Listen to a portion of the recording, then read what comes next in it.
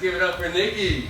Oh, Ripping it up, giving us a couple one-liners in every interchange. Every time I get here at an open mic, I'm always kind of like, hey, I'm watching everyone walk around with their notebooks and realize I should have written something.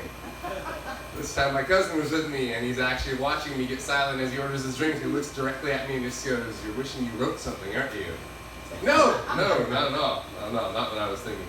It's always fun to use material from the rest of everybody, so tonight I'm pretty much left with porno houses and shit jokes. I'm pretty sure at one point a gay guy took a shit on someone's chest in a set tonight and then called his gay lover gay, which is just an interesting thing to play with. So from here, where do we go?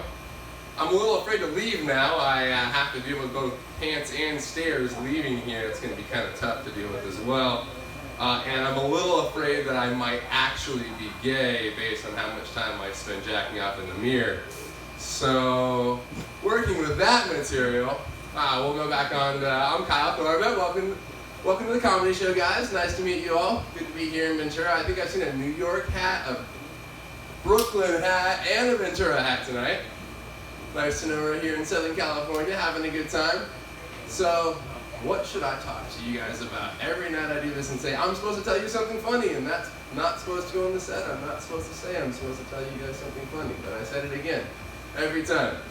At least you got my name right. Sorry, Doug, Greg. But, so let's talk about sex, I guess. I was recently talking to this girl recently, and I was telling my buddy about her, and he's like, oh, so you like, oh, she's cool, she tells me these stories, so it's kind of weird. She's always got stories about her roommates, like Angela did this, Angela did that, and the next thing you know, she was telling me that Angela was setting the dinner table for Thanksgiving, and I'm like, wait a minute, who exactly is Angela to you? And she goes, my roommate, and I'm like, your roommate's your mom, isn't she? And she just kind of nods, and she's like, it's funny, huh? And I'm like, so all these stories, after these several dates we've been on now, you've actually been talking about your roommate who is your mom. So I kind of learned that, haha, it's a joke. I really thought the roommate was a mom, had no idea the girl I was dating lived at home at 32 years old. And I realized from now on, I'm always really careful whenever I meet a new girl to make sure to call my parents my roommates. So I recently got a new name for myself, and I'm pretty proud of it. I was in a little bit of an incident this last year. I got 2 of my fingertips chopped off in a surfing accident, so I was hanging out with this girl, and it's great. Everyone looks at me like, oh dude, that's so sad. Like, you have no idea how much you get laid if you lose fingers. It's crazy. And so I'm talking to this girl a couple weeks ago. We're sitting by the fire, and she makes a joke. We're kind of flirting, and she obviously is interested by the fingertips, and obviously they want to touch the fingertips. I'm usually, okay with that. And as I'm kind of tickling and playing around with her hand, she goes, careful, don't let that finger looks like it wants to linger. And I was like, that's great, finger linger. She said, yeah, I'll bet you're full of knuckle chuckles.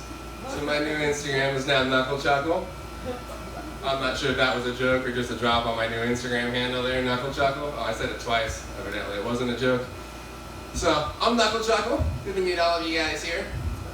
So, I was, what else should I talk to you guys about? Big lack of homelessness here in Ventura. It's kind of a bummer we don't have more. I've actually started liking the homeless more and more, to be honest.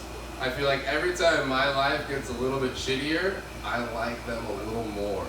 Like driving down the road, and I'm like, you fucking stupid homeless kids in college, and doing good, staying with the economy. Then the recession comes, and you're kind of looking at the homeless people, just going like, I've got it pretty good.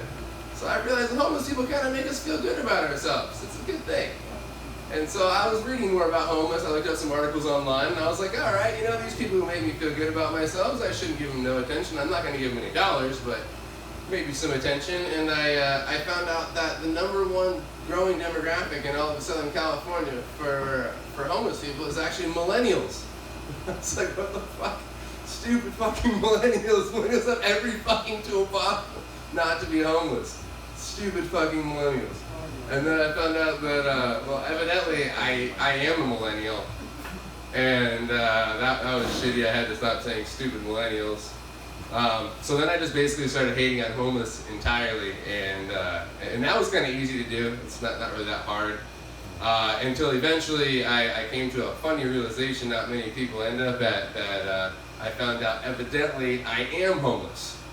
So, which kind of sucks, because if you find out you're homeless, you're kind of like, well, fuck, that's kind of like a drop in life. You're like, yeah, I got shit together, and then like, oh, you know, if you know you're homeless, you wake up in the morning not expecting a lot different than the night before, you're kind of aware of it.